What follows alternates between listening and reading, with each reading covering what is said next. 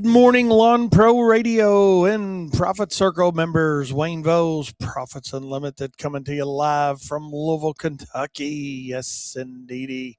Oh, my goodness. Here to tell you guys, chance a little bit of rain here today, this morning late, and then supposed to be out of here again. But I'll tell you what, man. Big shout out to being another hump day. We're almost 2/3 of the way through August, but man, I am tired of rain. It seems like that's the way we start the show each day. But I mean, my God, ain't it about time for a break, you know? And I mean, I hope I don't get penalized for this. And, you know, we just get no rain or, maybe no snow. But I mean, it just has been one after the other. And we've actually been pretty fortunate here to, work our way through it. But I know, man, I'm just tired of it. You guys got to be tired of it too. I was looking at a guy's post this morning on social media, and he was the same thing talking about just wet, wet, wet, wet, wet, and then but you got the other side of it where some guys are talking about it being dry and the number of skips that they've had, and customer had 7 or 8 people call him yesterday and said, "Hey, skip my lawn, it's too dry." So it's been the season of extremes, that's for sure. I mean, and of course, if it was easy, everybody'd do it, right? We say that all the time, but uh, it's something else. But speaking of something else, big shout out to Heckapus this morning. Appreciate you doing another great show as always. But he was talking about really kind of neat. If you didn't have a chance to hear it, maybe go back and check it out. But uh, yeah, I hear you, Seth. We'll talk about that in just a second. But Heckabus did a great show this morning. He was basically talking about the correlation between plans in the military and how they fall over, link over. Trying to think of the right word. Translate into business plans as well, because it is a plan. It's a business plan, and he was talking about it from all different aspects. But one thing that he was discussing a little bit of time and spent some time on was scheduling, and how you think about you got to you're going to go out and do a really tough landscape in the morning. If you duplicate that in the afternoon, the energy level is going to be different. So you need to time it differently and not expect the timing to be exactly the same, and that whole thing. So great topic, great discussion. He filled in a little bit for Daniel as well. Appreciate him going over. Well, Daniel had a little nutrition thing going on this morning, and then Daniel had finished up his time slot, and here we are to profit time, right? So I've got a pretty good discussion today. I think we're going to talk a little bit about a lot of things, like always. But one thing I wanted to talk on a little bit was business ethics, and we're going to touch on business ethics. Say that 5 times real fast, right? But so that's one of the things we're going to touch base on today, and then I also want to talk a little bit about some marketing ideas that we've got for this time of the year, and I'm sure it'll roll into something else. So, but appreciate you guys being with us, and hopefully you got a good day going where you're at. Weather-wise, and everybody showed up to work, and you're out there getting some things done, satisfying some customers. I know we're trying to get some landscaping done. We're into a little bit of everything today here at WLS. Trying, like I said, trying to get some landscaping done, some mowing done, and some lawns treated. So we'll see. Grass is green as it could be, green as it could be.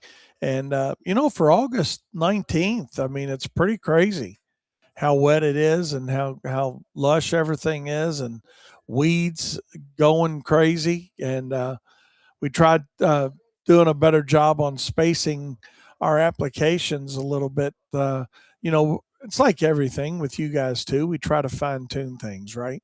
And, but we've done a really good job, I think, with spacing applications. But Tell you what, it's beginning to.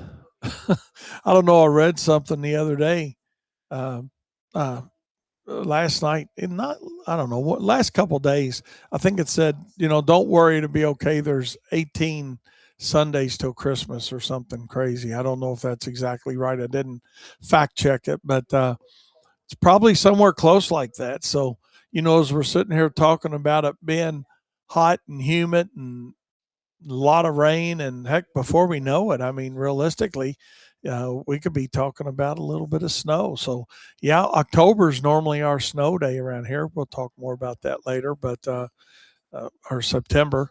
But we'll talk about that, and that's different dates for different markets. But yeah, we're going to talk a little snow today, maybe if we have a little time toward the end of my show.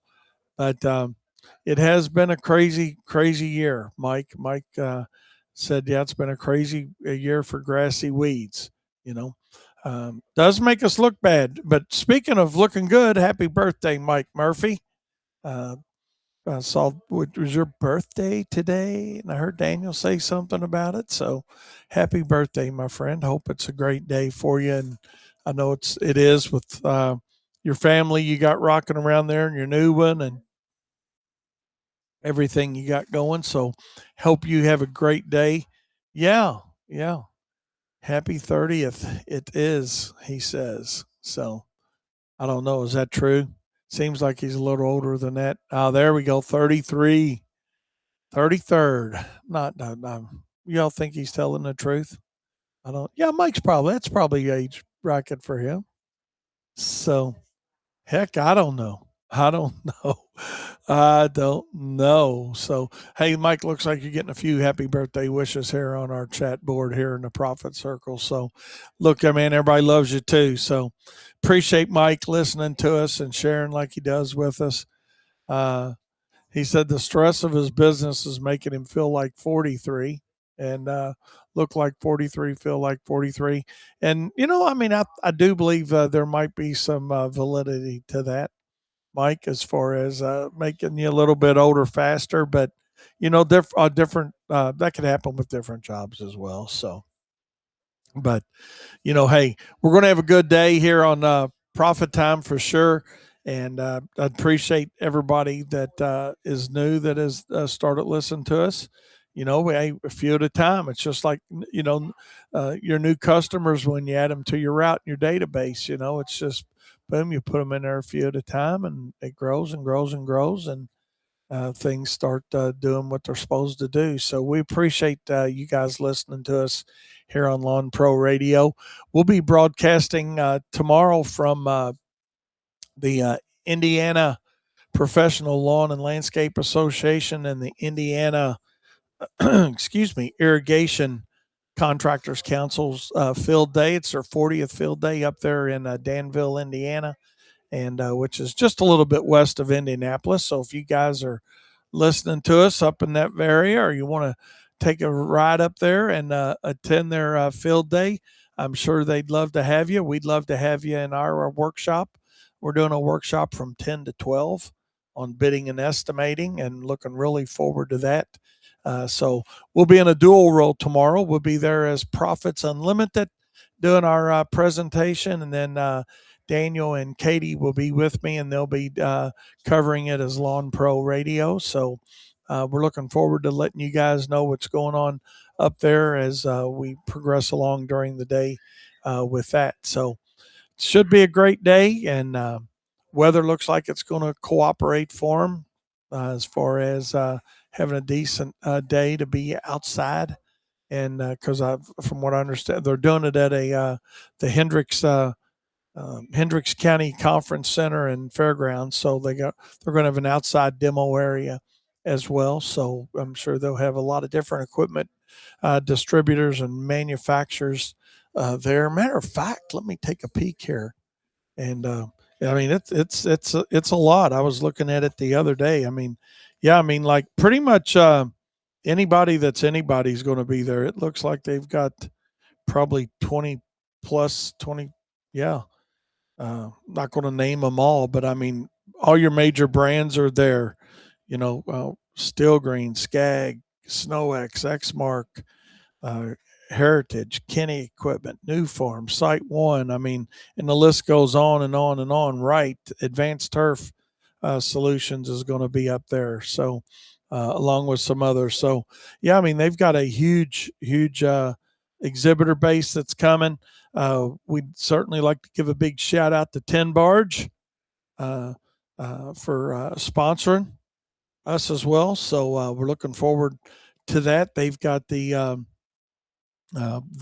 title sponsor, if you will, and we're looking forward to meeting those guys up there, as well as the Citizens Energy Group is their kickoff sponsor in the morning, and then everybody's favorite, right? Lunch. The lunch sponsors.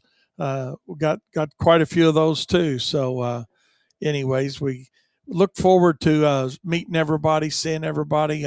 They've told me they generally have around 400 plus people up there for that event. So it should be a great event. We're going to be in classrooms B and C is where Profits Unlimited will be.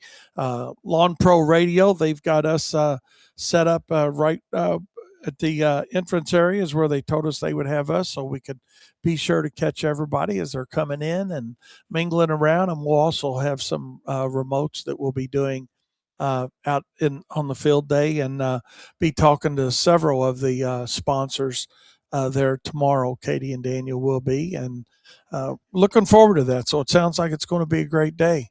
So Katie will not be doing her live show tomorrow. She'll be doing a different live show tomorrow. So a cup with Katie won't be on tomorrow at 10. But Hecabus, I'm sure, will be on in the morning, and we'll be doing our live remotes as well. So during the day. So stay tuned into Lawn Pro Radio all day tomorrow. Will be a great day, and we'll be coming to you early on, and with a live remote first thing in the morning. So looking forward to it. So it's going to be a great day. Great day. It's a great day to say the least. So with that being said, let's take a short break, and we'll be right back with more Profit Time here on Lawn Pro Radio. Don't you go anywhere. When you look at ethics, I got to thinking about this morning when Hecapus was doing his show, and I thought, man, I'm going to pull up my business ethics presentation and pull a few ideas out of it and talk about it on my radio show today, because we've got a seminar that we actually do on business ethics. And, you know, it's really, when you look at it, it's, it's initially, I guess, the owner's choice how ethical they want to be, but then that also trickles downhill to employees, and that turns into company culture, and the whole thing just snowballs one after the next. But basically, when we look at ethics, and what is it? It's a study of, I'm going to read this, study of the nature of morals and moral choices. And that's really it. I mean, we have a lot of opportunities every day to make a lot of choices. And, the reality of it is, are those choices that we make ethical decisions? And should they be ethical decisions? And I think the answer to that is absolutely yes. Um, you know, there are ethics that can be followed, if you will, and more than followed, it should be something that it's morally the right thing to do. And I think there's a lot of gray area when it comes to ethics, specifically in our business, because that's what we're going to talk about today. Our industry is, what are you willing to do within your own company to make yourself feel like you're an ethical business, that you're making the right moral decisions uh, for not just yourself, but your customers? And what type of reputation then does that build for you? Because some people say, well, there's just, and I've had people say this in seminars before, that there's so many people in our industry, Wayne, that aren't ethical. I think that's ever industry. I really do. I mean, the reality of it is, I don't think it's an industry specific issue as much as it is a person or a personal issue that somebody has, but we do know this, or this is my opinion on it. When I say we at Wayne's Lawn Service, that you know, our growth rate over the long haul is going to be better if we're ethical with the decisions that we make within our business. And I think most people want to be ethical, but I think sometimes there's some influences that can get involved, and we're gonna look at that here in just a second on different perspectives. But you know, how ethical do you guys think you all operate your business? I'd like to see some comments on that, and be honest with it. If you're watching us in the Profit Circle, you put your comment up here, and if you're listening to us on Lawn Pro Radio and you'd like to put your 2 cents in, certainly do that. You can do that at 502 550 8307. It's 502 550 8307. And just seriously curious, how ethical do you think you are within your business? And do you, and I don't want you guys to think I'm calling you out and saying you're not, but I think sometimes making the unethical choice is easier than making the right decision. And to a certain extent, excuse me, to a certain extent, I talked about it a little bit the other day when I was talking about that snow thing, where we could have easily taken that guy's $2,100 retainer for snow, and knowing that he wasn't going to get anywhere with it. But hey, man, we got his $2,100, and he's going to pay a retainer, during the winter, December, January, February to us. But that wasn't the right thing to do. And something my dad taught me, he said, Wayne, he said, in business or in your personal life, he said, always make sure that you can shave in the morning, meaning you can look in the mirror. And I think that's something that we all need to look at. No pun intended with that, is the decisions that you're making. And I hear it happen around here all the time with Kyle and Katie and our crews out doing the job. I'm not saying we're all perfect by any stretch of the imagination, but I do think generally we try to do ethically what is right for everybody involved. Now, sometimes I think that decision that's made may be perceived by either us or the client that that's not the most ethical thing we could have done. But I think the reality of it is we do try to do the ethical thing, the majority of the time. Um, let's see. Mike said, let's see. Mike said, I think I'm too ethical sometimes. That's fair, Mike. I think that's fair for most of us, quite honestly, that, we'd rather take the hit than make our customer feel like they've taken the hit. Seth says, probably good. He says, I could definitely uh, probably be in a 7 to 8 range out of 10 for me. Uh, but and I think that's being honest as well. That sometimes or most of the time we try to make the right ethical choice, but sometimes we might do something different. Mike gives a good example where he said he refunded a prepaid customer in full. He said I only came once this year, the time he was home, and I didn't show up the rest of the time. He said the weeds in his yard was proof, as well as not showing up on his camera. That very ethical decision. Hey, you know what? Obviously, he needs it worse than you do, Mike. We all need it, right?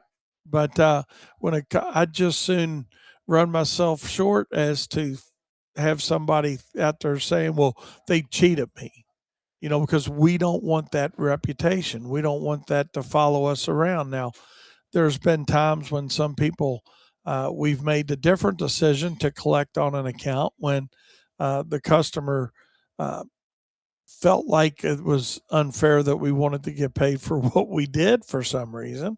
And that's when, they may say, well, they're not an ethical company. They made me pay for something I didn't get, you know, and we hear that sometimes when we enforce cancellation clauses on contracts, quite honestly, that, well, I can't believe you're making me pay. Well, here's the situation.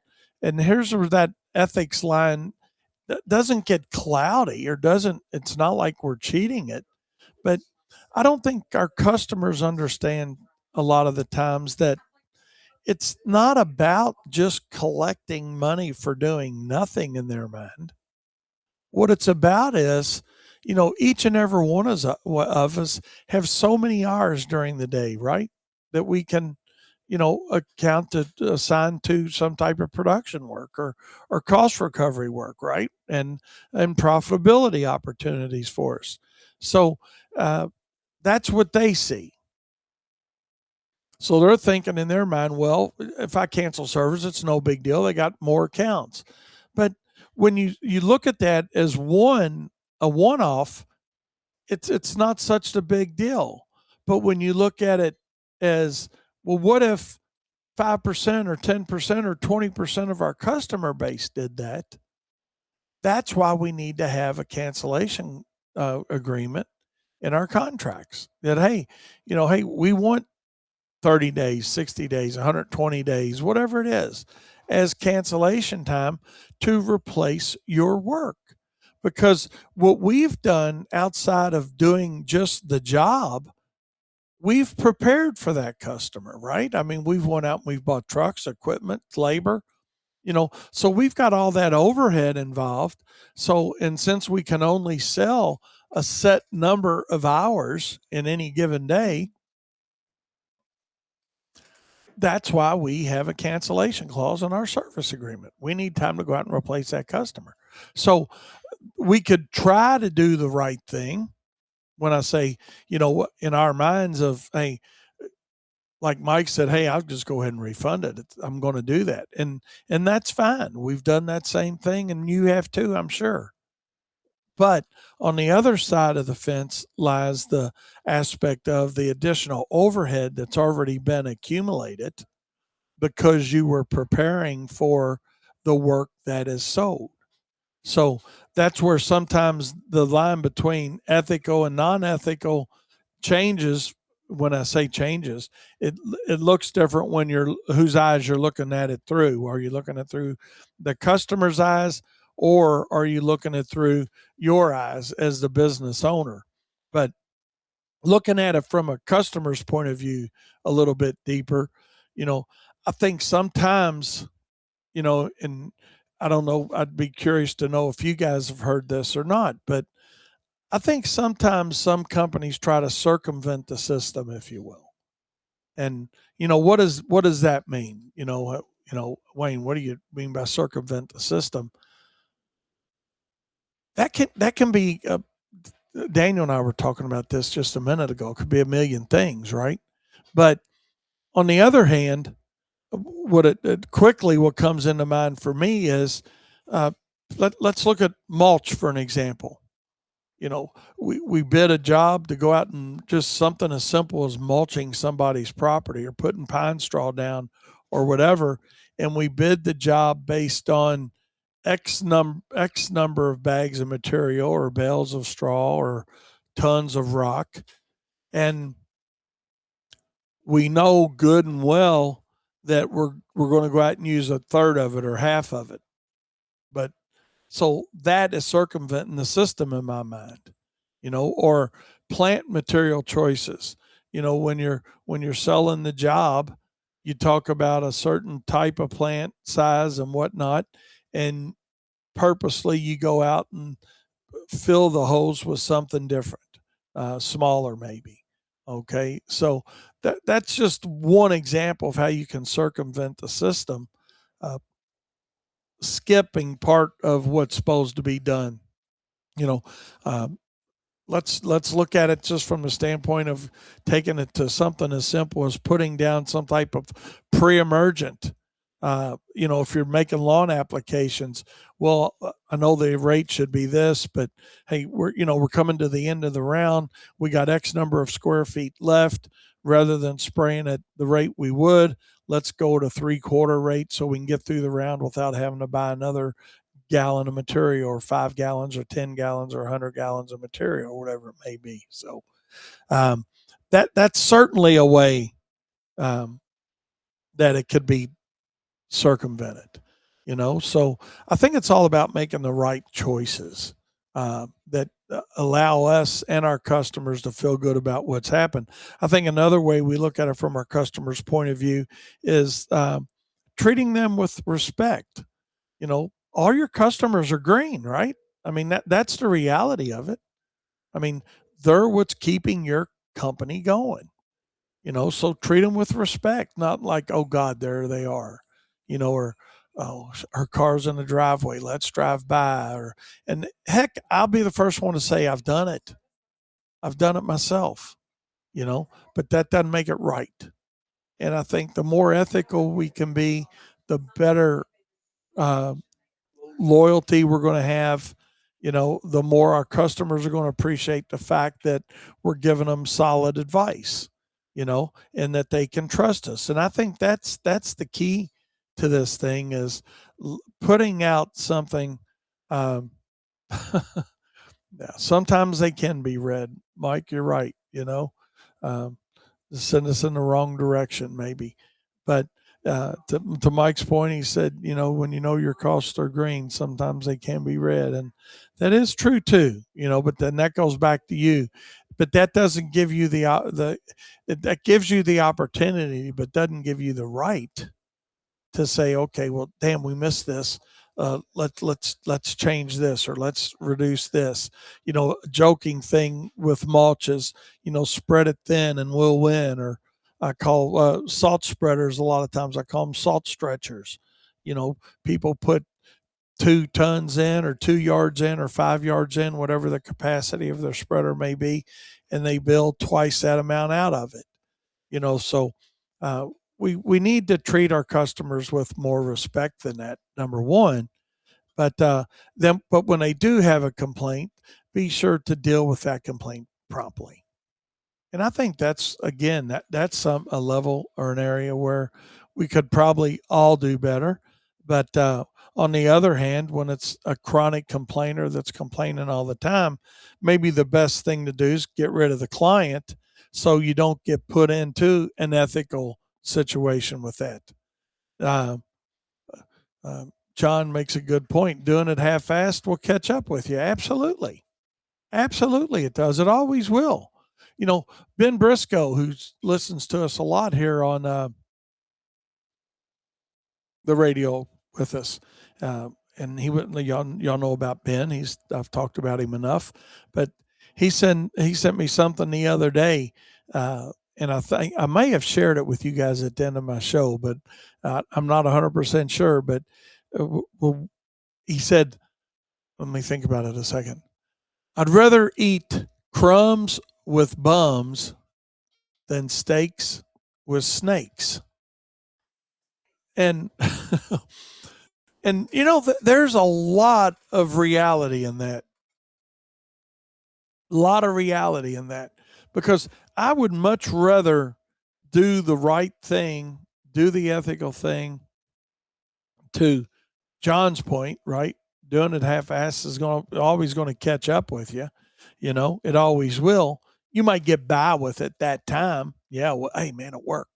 So it's kind of like anything. You might get by with it one time, but are you going to consistently continue to get by with it? And I think another way that looking at it from a customer's point of view is, giving your customers advice based on the reality of them achieving their goals, not you achieving your goals. And what I mean by that is, you can think to yourself, and expect. Let's look at something that would apply this time of the year: aeration, overseeding, or renovations on lawns, for an example. You know, that lawn isn't. You're looking at it. You're looking at it in good shape, and or pretty good shape, and you know that aeration and broadcast seeding and a little starter fert's going to go a long way to getting that yard where it needs to be. but because you're trying to make a sales goal, let's call it, you're going to try to upsell them into a lawn renovation, or not maybe a complete kill out, but power seeding versus aeration and overseeding, only because you know it's going to have a bigger ticketed price item to it, you know, or upselling somebody into, a better grade mulch, knowing that they don't want or like that type mulch, but you're okay. So that's just two real quick examples. I mean, there's a lot of different examples like that. But, make sure that when you're involved in the selling process, that you're selling your customers or your potential customers uh, what's going to help them reach their goals, not what's going to help you reach yours. And that is where, again, the word loyalty comes in. When people know that you're going to take care of them, they're going to take care of you. Don't make anything within your business about the one time home run. Yeah, they're great, right? A home run's one of the best things to see in baseball. But sometimes a lag bunt that goes, 10 feet or 5 feet versus that ball that went 400 feet gets the same goal accomplished. And I think that's something we got to look at within our businesses from an ethical standpoint is what are we doing to show people that we've got pride in what we're doing? Pride in the fact of, let's say it's something that you don't do. You know, um, I ran into this a lot before we were diversified here at Wayne's Lawn Service. Let's see, Heckapa says overestimating and pocketing the difference because they were willing to pay. Absolutely. I know it goes on all the time. It goes on all the time in any industry. I mean, hell, the news is filled with people that have taken money from people they got a big thing going on here the last several months about a lady that took hundreds of thousands of dollars in deposits on pools and just never did anything for anybody, you know? It, so what's that do? It puts a black eye on the industry, you know? So, but just know that the reality of it is based on what you're able to do and you do well and what don't do well. I'm not saying we don't learn and train and educate ourselves to do something well, but if you've got something, uh, I'll give you a good example, and this is crazy, but it's a realistic example. We had one of our customers that we were doing a landscape for, but she also, as once we took out these plants around the house and all, um, she wanted to redo the concrete on the house. What do they call that? The stucco around the foundation wall, you know?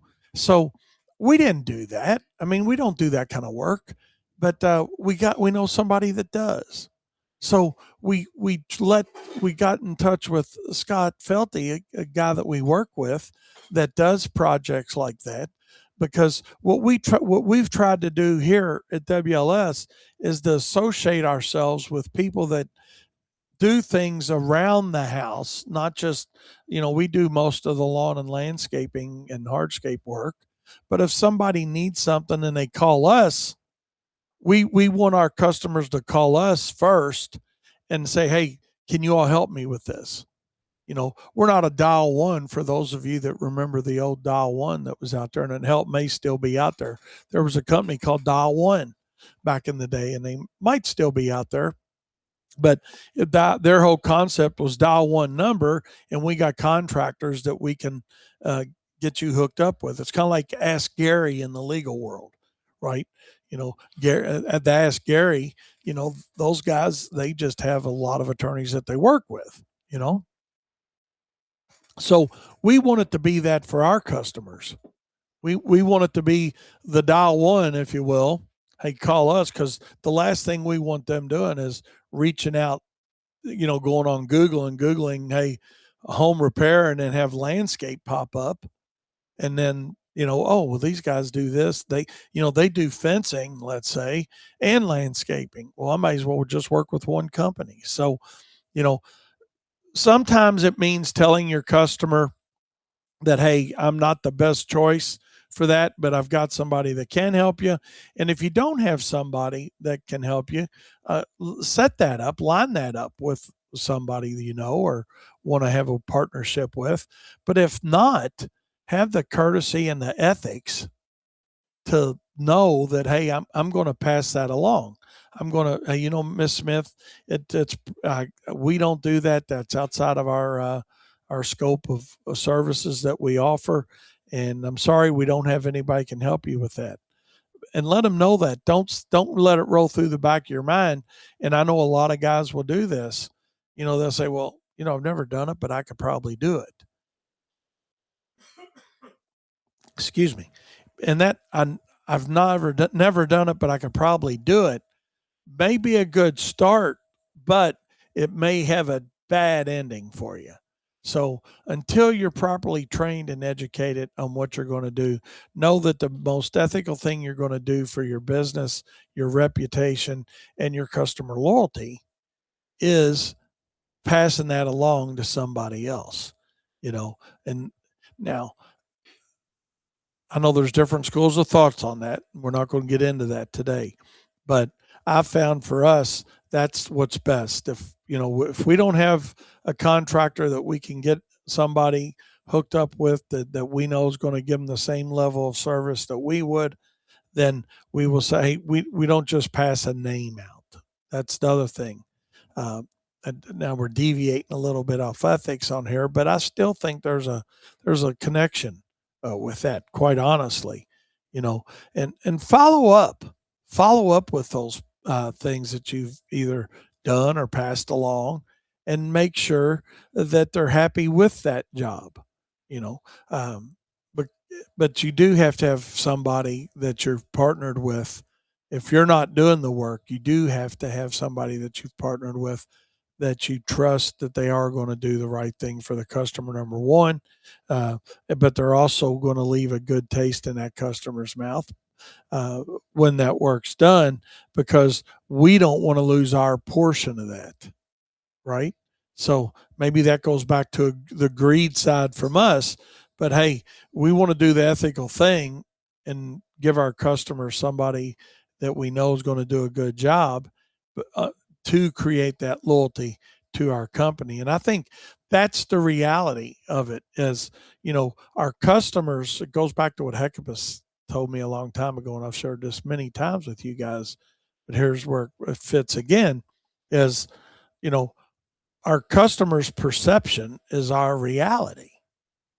So we want that perceived value and that perception to be that we care about what you want done. We're going to do it and we'll do it right. We're not going to be the least expensive in some cases. Some cases, maybe we are, and that's okay too, as long as we're at where we need to be, from our pricing structure standpoint. But the reality of it is, you know, and then we'll move along here for a little bit. But the reality I think it boils down to is, you know, don't try to circumvent the system, number one. Don't try to sell your customers just something just because you can. And don't cheat them out of something they've already bought. With that being said, let's take a short break and we're going to come back and take a look at it from a different perspective. We'll be right back. We're going to talk about business ethics as it relates from your competitor's point of view, you know. And I guess the main question is, do you and your team, whether it's one or 1,000 people with you in your company, do you all act professionally toward competitors? And I think that's something, there is you guys see it all the time on social media like I do, that, just the, the bad side of that, talking bad about somebody. And we're actually going to talk briefly on that tomorrow. Not business ethics, but that side of things. and like, oh God, they're dumb, they're killing us, they're stupid. Look at this idiot doing what he's doing again. You know, you know, I think the best thing we do is treat our competitors with respect. Both in person and when you're estimating jobs, when you're talking to a client, is what I mean by that. When you're estimating those jobs. But you know, I don't, or you don't have to like everybody. But I think for the sake of the industry, we treat our competitors professionally uh, in front of our customers. Is that fair, Daniel? Yeah. Is I that mean, a treating them fair way to professionally. say it? You don't have Um, to like them. I think even that's a little different though than ethics per se, just because like now it depends what you're saying too, though, right? Like flicking off a competitor as they go down the road, not necessarily unethical. It's just you're Unprofessional. unprofessional. Yeah. But you're at someone's house talking about, getting a service done, and they're like, "Oh well, yeah, this other company came out," and you're like, "Oh yeah, we would, I would never recommend work with them. They do this, that are all complete lies." Like if you tell somebody, "Hey, this company's been known for doing things," and it's true, you could make the argument that's good practice or that's bad practice, right? Like that's Right. just but you're not being unethical because you are telling them, you're not lying to them. But if you're lying to your customer about your competitor, specifically one maybe that they would reach out to or have reached out to, oh well, this person, steals from the poor or whatever. This person, uses, Yeah. Roundup on, instead of fertilizer or whatever. Like, Yeah. so like that to me, more of the unethical side. And it may not be that extreme either, but just not, it just comes down to But like, the are you point is lying to, or are you correct. actually deceiving? Yeah. And I think that goes back to something, that I'm a 100% believer in that, sell your services based on what you have to offer, not the shortcomings of your competitor. Because, you know, it happens all the time to us, and I'm sure it happens to you guys as well. I'm curious. Somebody let me know. But a customer says, "Well, what do you think about ABC Company?" Or "I've had ABC Company and they've done a terrible job for me." How do you respond to that? I mean, I know my response is, "Miss Smith, I'm sorry you had a bad experience with ABC Company, but I appreciate you calling us. Let's go walk. Let's complete our walk around here, and we'll see how we can help you." Yeah. You know, Well, like I said, I don't know if that leaches into the ethical side more so than the the professionalism side, though. professionalism side of it. It is. It can be a fine line there. I think if you're doing intentional harm to the competition from a from the standpoint of deception, lying, like if you were to go down the road, you were had a specific person every day drive behind, uh, a local competitor that does fert and weed, and take your competitor when they go and spray on, take out the yard sign and steal the app sheet. Right. Like that's unethical. That's goes past, oh well, somebody asked, what your perception is on this business. That's you interfering with their operations. With the operation of their company. Yeah, and that does become, to your point, the ethics side, for sure. I think what we have to do with our competitors is, and this might be a little bit of a stretch, but I do honestly believe this myself, is I think we got to appreciate that our competition is out there fighting the same fight we're fighting, if you will. We don't have to agree with uh, the way they charge, the way they do their work, the way they, what their image is. But I think to a certain extent, we do have to appreciate that, what they're out there trying to do. They're out there trying to make a living and create jobs. And I think with ethics, like it's such a hard thing to nail down. Like, what is ethics? What's the definition of this thing that maybe some people see differently? Like, what would be ethical and what would not be ethical? But I think what it comes down to is like creating a fair environment. Like we all want an equal playing field of like of some sort of a rule book, right? Like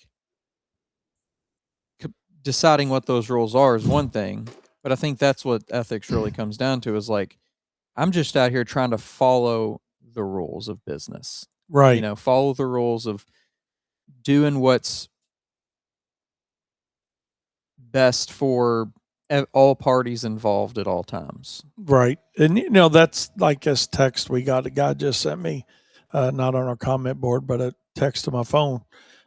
He mentioned somebody, and I'm like, yeah, that's exactly right. There are people out there that don't care, and they're not worried about what they're doing to get involved in. Like you said, the example you gave, Daniel, of pulling up a yard sign and removing the invoice, or the application sheet, not necessarily the invoice, but the app sheet. You know, there are there is a lot out there, but I do believe also that it does cross over industries. But I do believe also that when it comes to competition, since we're looking at it from a competitor's point of view right now, I do believe that good, clean competition's fine. I don't care who's in the business. Hey, you do you, boo. I mean, you do it the way you want to do it. We'll do it the way we want to do it. I spent a whole lot of time worrying about what my competitors were doing, quite honestly.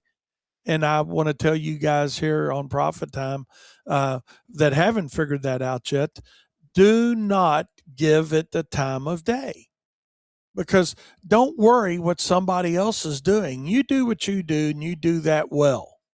That's what, and we're kind of getting away from the ethics side, but it could cross over to being unethical on one side or the other as a competitor, or their competitor. But the reality of it is you cannot control anything that any other business does. Here's a Don't. question on ethics.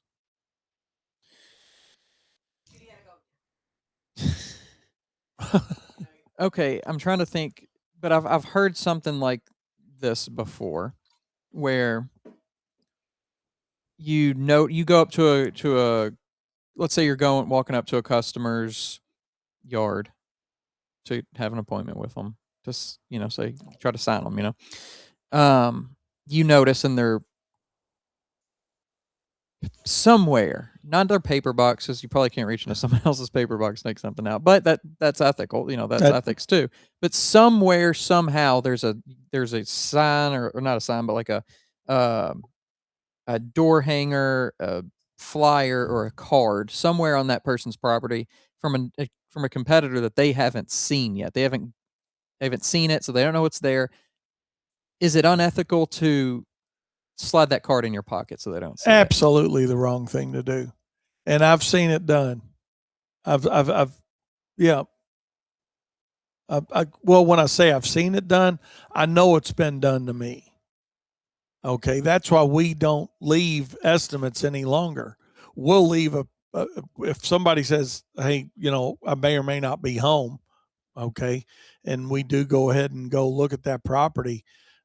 We've actually got a sheet that we can leave if we want to leave. Something says, "Hey, we were here. We'll follow up with our pricing."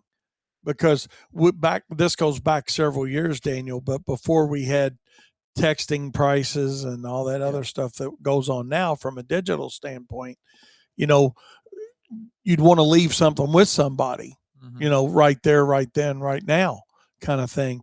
And we used to have quite a few of those disappear. It's like, well, because when we would call to follow up, I'd call and say, "Hey, Miss Smith, I want to call, make sure that you got my estimate that I left on the mowing or the spraying or whatever it was." Now, we never did that for landscaping because that was it was too subjective to different opinions and ideas, right? Right. But Okay, so secondary situation. You pull up to a gas station. Now I know a lot of people will do this. They'll put a card on the gas pump, on the on the all yeah, right, you pull up, you take that card and put your own card on it. Is that unethical? to physically remove their card, Yes, and then put yours on there. yeah, I don't think that's the right thing to do. I, I don't know if it's ethics is like I think So it's what's the difference between the first and the second scenario? Mm. Kyle says nothing. So that's his personal ethics. It's it's a moral. It goes back to the definition of a moral. Let's see. That's that's interesting. I mean, personally, would I do it? I don't.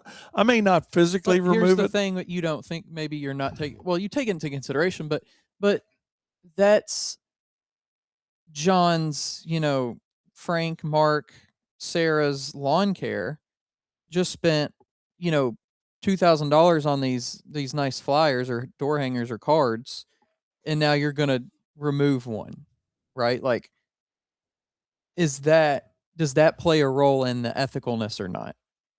Versus if it's written on a napkin. No, I think no. For me, this is for me personal, Daniel. If somebody's got something, whether it's at a client's home hanging on the door where they've been by, or a gas station on the gas pump, or a lot of little restaurants will Mm-hmm. have a pin up board where you can put a card or something. I've never pulled somebody else's card or anything off of that because it goes back to I understand they're out there doing the same thing I'm doing. They're out there trying to make it go. They're trying to make that business work. For me, that's an ethical choice. Mm-hmm. That somebody that goes pulling those now, I can guarantee, without thinking, I could name two handfuls of people I know right here in our market that would do it. Wouldn't even have to think hard, and probably think hard and come up with a whole lot more. But to John's point earlier, when he said, "Hey, that kind of stuff comes back around," that's what it concerns me from that standpoint too. Hey, if I'm going to do it, somebody else might do it. So then the question is, does ethics play into and this is everybody's different opinion on ethics, but so your world of ethics has a role of consequences of a higher power per se, kind of like if I do it, then it might happen to me, but if I don't do it, then it's not going to happen to me. That could be part of the decision making process for some people. For me, yeah, I wouldn't want it done. I wouldn't want it done, and I do it, and I don't do it. But some people say, I'm not going to do that because I don't want it to happen to me. But some The people karma don't. Yeah, some people are really into that, and that might impact their decision making and what they see as ethical or not. Mike said he'd only pull it if he needed it. But he'd leave it alone. If he needed a lawn guy, he'd pull it. All right. So that's fair enough. Here's a pretty neat survey USA Today did, and we'll wrap it up with this. But they asked people. They said, "Would you prefer to purchase?" Let me read this. Would you prefer to purchase products or services from a company with ethical business practices and a higher price, or from one with questionable business practices and a lower price? Okay. What's the results? What do you think the majority of the consumers that responded to this said? Because probably the ethical would be my guess. Yeah, 72% of the people that responded to that survey said they'd rather pay a higher price and work with an ethical company. I wonder what the response would be. Now, that's what I said before. Kyle's like he's fighting for the other side. Here's my question. Here's my question though too on that is, what if the caveat was, but nothing unethical will happen to you? Then it's a third party getting messed up, not you, but I can still pay a lower rate. Huh. I wonder how that impacts the. That would probably. I bet people, if done anonymously, it might change it. If you asked them, in person or whatever, somebody might not have the want to be expose themselves like that. But Seth says he probably wouldn't pull their card, but he might take a picture of it. Okay. Just curious, Seth, what are you going to take a picture of their card for, man? I mean, unless you just want to save it, to know you who know, they are and figure them out. you know. Some research. Ben says some people just aren't comfortable in their own skin, you know. So that's true too. But I don't know. I thought the business ethics topic would be pretty cool little thing to discuss today. And I mean, we've taken a 2.5 hour presentation and put it into 40 minutes, but there's a lot more to be discussed on it. Uh, Mike Murphy said it sounds like a Family Feud question. I have a question Could too. So we all have our own brand of ethics. We all think, slightly different on what's ethical and what's unethical. As a business, you set your ethics, right? You make the yes. decision what is ethical. How much of that over time for you personally has been influenced by the consumer, and how much of that doesn't get to be dictated by the consumer? Gosh, Daniel, that's a tough question. I think I, I think from a ethics situation, because when you look at it, it's the nature of your morals, right, and your moral choices.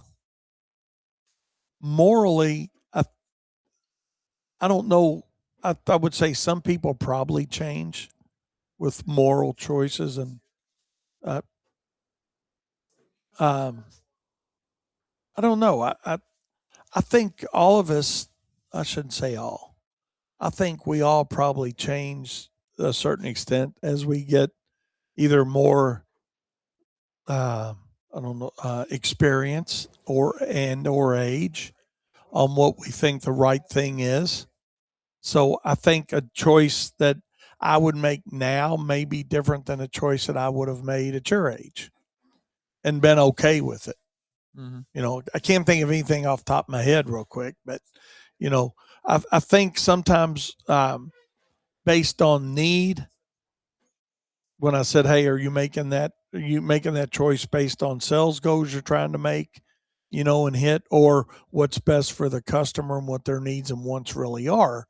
That can change. So what I may to answer your question directly, what I may not have perceived as a bad ethical choice 10 years ago or 20 years ago or 30 years ago or whatever, but I would consider it a bad ethical choice now. Uh, that's where it could be different, I guess. I don't know. I didn't really answer your question, but that's my middle of it. I'd say. Um, let's see. Mike Murphy said, but also ethics lend to, tend to go out the windows if humans play church league softball. I want to study on why that is. That's Oh funny. God, that could be true too. you know. But I don't know. That's a really good question, Daniel. I'm gonna have to ponder that on our trip up Indianapolis. I'm gonna be thinking about that while we're driving and maybe talk about it a little bit. But hey, I appreciate y'all's time today. Hope you enjoyed our show today, Profit Time, and like I said, we'll be coming to you with a lot of different live segments tomorrow up there in Danville, Indiana. And if you guys are in the area and would like to come by or plan on attending, be sure to stop by and say hi if you listen to us. And if you'd like to sit in on our bidding and estimating presentation, I'd love you to do that too. So, with that being said, we're going to hop off here, and you guys have a great day, great week, and we'll talk to you tomorrow for sure, and then I'll be back on Friday with my show Profit Time here at 10 a.m. on Lawn Pro Radio. We'll see you next time.